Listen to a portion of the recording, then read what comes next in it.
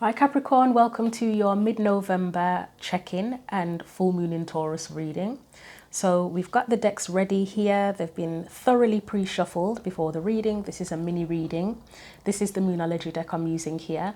The full moon is on Friday the 15th of November at 9:28 p.m. in the UK. And just to let you know as well, go to the description box if you want to book a personal reading or you want to see the daily written tarot and oracle card readings. But I hope you're well, and we're going to get straight into it. So what do we need to know for Capricorn, Sun, Moon and Rising for?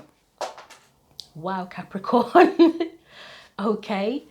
I'm just trying to decide how to do this.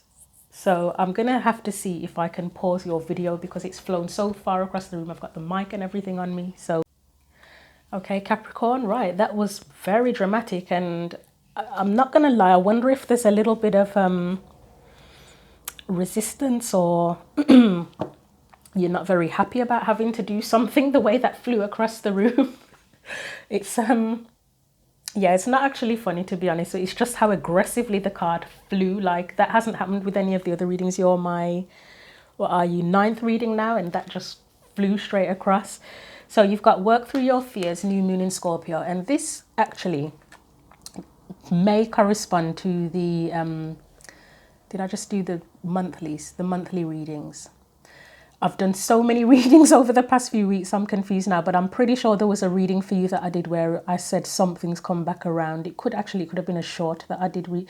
Yeah, I think it was the shorts for New Moon in Scorpio you've got on the card, and I think it was for Scorpio season check-in, yeah.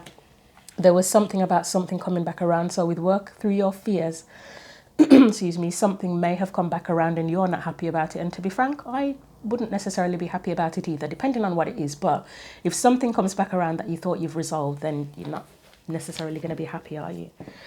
Excuse me. So let's see what the tarot cards tell us as well. You have the Five of Wands, so it's challenging, that's for sure.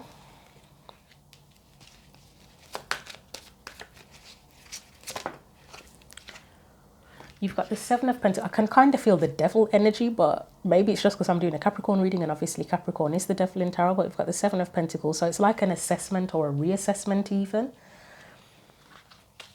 And it can also be something about growth as well, where maybe you expected more growth and you're having to be more patient than you want to be with work through your fears, because that would be a challenge as well, wouldn't it? If you're trying to grow something and it just seems to be taking forever. Anything else?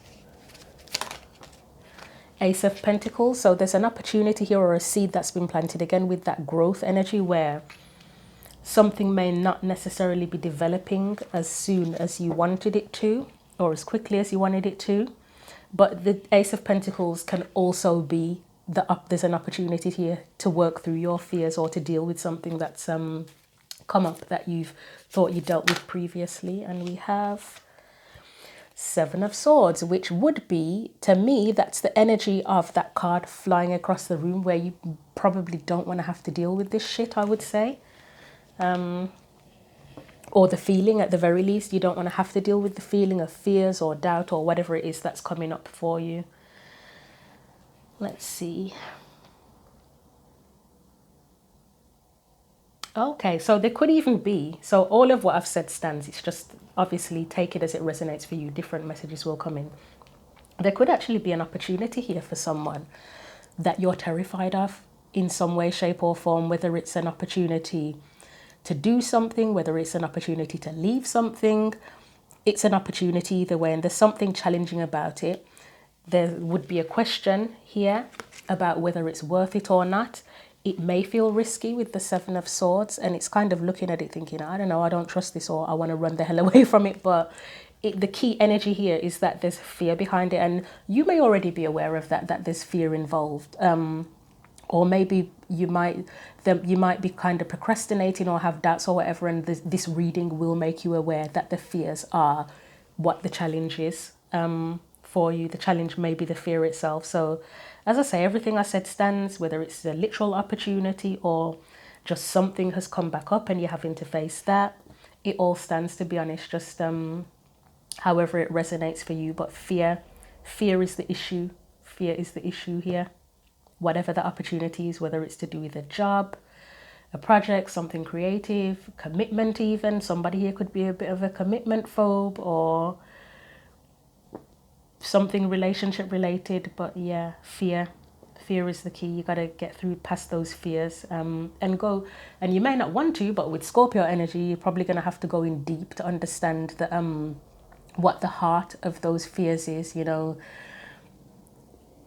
what's the story behind the fears? How did it develop? Or what is the, you know, what's the, just basically do a deep dive with it. Which, who wants to do a deep dive on things that make them feel like shit? No one does, really, do they? So I can completely understand why the card threw itself across the room and was like, I don't want to deal with this shit.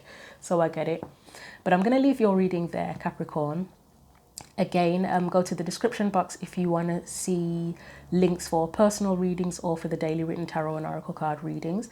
I'm going to be back on about the 20th of November with some short videos, short readings for when Pluto goes into Aquarius. One of the things you might fear is change, actually, because with Pluto coming out of your sign, that is a big, massive deal. And I imagine you would feel that probably more than anyone. And then obviously, so Capricorn, it's about upholding old systems, isn't it? So that's one way of looking at it. And then Aquarius is more of a fresh, new, innovative. Not to say Capricorn can't be innovative, but it is, like, astrologically, is usually about upholding old traditional structures. And then Aquarius is the revolutionary, innovative, new energy. So that might be triggering your fears as well, to be honest. You might want to look at your birth chart to check out where those things are happening in your chart. What house the Pluto Aquarius thing is happening in. Maybe that'll help you as well. So yeah, what else did I want to say? Yeah, I think that's it. So I'll leave it there, and until I see you again, take care.